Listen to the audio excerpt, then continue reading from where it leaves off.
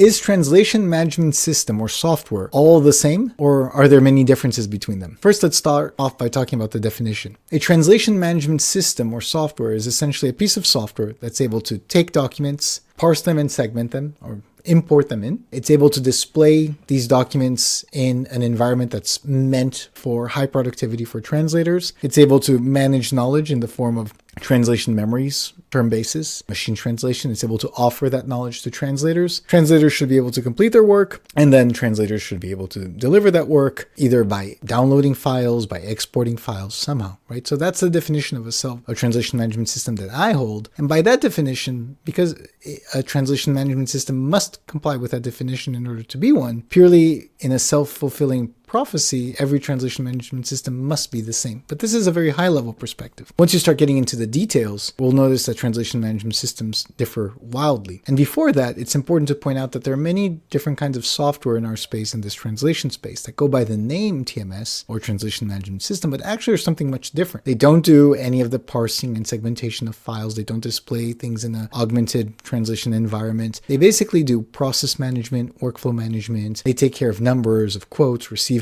For some bizarre reason, they also got the name TMS, but in my opinion, they're not. They're business management softwares, and they're focused on the business and operational side of translation management. A TMS focuses on files and language, basically, content and language. So when you start looking at the differences, then these TMSs begin to drift wildly apart, right? Let's start looking, for instance, at different file types. That some TMSs will support certain file types, maybe, and not just support them or not support them, but also specialize them. So for instance, some TMSs are going to be ridiculously good at software localization, but not that good at documentation. Maybe others are going to be great at documentation, but not that great at multimedia. So not only are there file formats that they can support, but the file formats that they're meant to support. So that's a very big differentiation as well, because the genesis of a translation management system impacts directly the experience that the users are then going to have. Then you start going into the translation management system, and you start looking at the different looks and feels.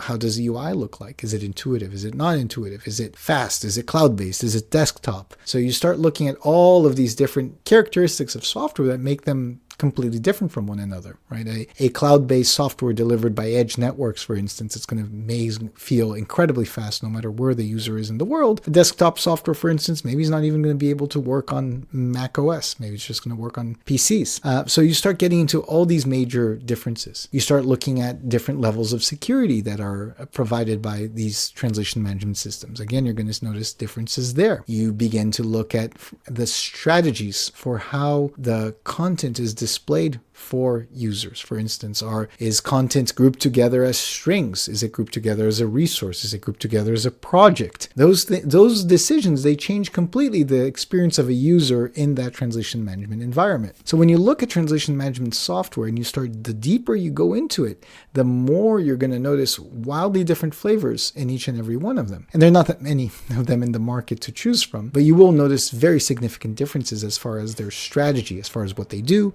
what they don't do. Some translation management systems, for instance, they're going to go into cost management. Others are not. Some translation management systems are going to go deeply into quality management. Others are not. Some translation management systems are going to provide a lot of focus on access management and permissions. Others are going to have very simple roles, maybe vendor role, maybe team member role, maybe admin role. So all of these little differences, they begin to build up and they begin to pile up. And the more you zero in on it, the more you're going to realize that they're actually completely different from one another. And what's interesting is that, like anything, the more you use it, the more you experience it, the more you're going to be able to tell these systems apart. And I think the most important insight in what I'm saying is understanding that more than comparing a translation management system as better or worse than one or another, I think the key thing is understanding the exact use case that you have and whether or not it's going to be good for that particular use case. So that's step one, right? And that use case could be, maybe it's a software localization use case, maybe it's a knowledge base and documentation use case, but there's the use case, right? The other thing that's very difficult to foresee is the downstream effect of that use case. So maybe the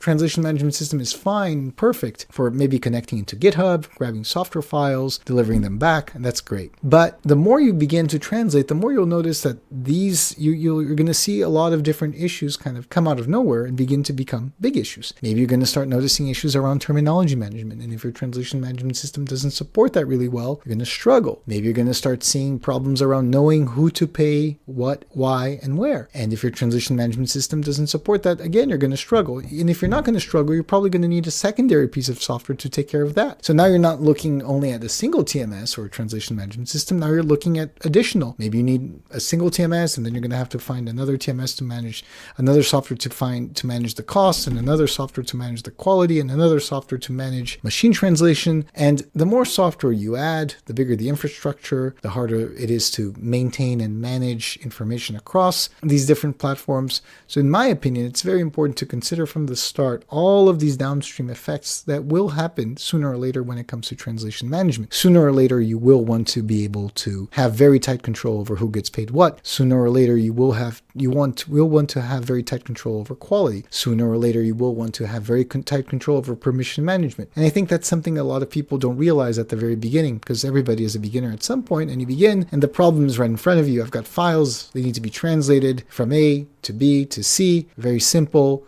I have the software, I did it, looks great. But that's only the beginning of the journey, and it's chapter 1 of a very long and tortuous journey. Localization, in my opinion, is a very hard, complex process to manage, and it grows and it mushrooms. And if you don't have the right strategy from the very beginning and the software that's compatible with the strategy, and I guess that's the key thing, right? You have the use case and you have the strategy. Having translation management software that's compatible with the use case is the bare minimum requirement. The most important requirement is, in my opinion, is having it become compatible with the strategy. And what is the management strategy for translating whatever you're doing? And maybe you're beginning with one-offs, but it's also very important to imagine that these one-offs will scale, and you will have to take into account software that can perform the way it needs to perform with one project, with hundreds or thousands of projects as well. So in my opinion, there are huge differences, insurmountable differences between different translation management systems, even though from a very high level perspective, they're all the same. As far as key insight, I would say, is use real experience to acquire taste for what these different systems do, for what they don't do, for how they work, for how they don't work. And also, I think maybe even more importantly, keep in mind that sometimes changing processes here or there to be able to closely resemble what the translation management system thinks or how it works can have incredible gains for your translation agency, your localization program as a whole. So these are my thoughts, but I would love to hear yours in the comments. If you liked this video, please remember to like and subscribe. Thank you so much for your time. Until next time.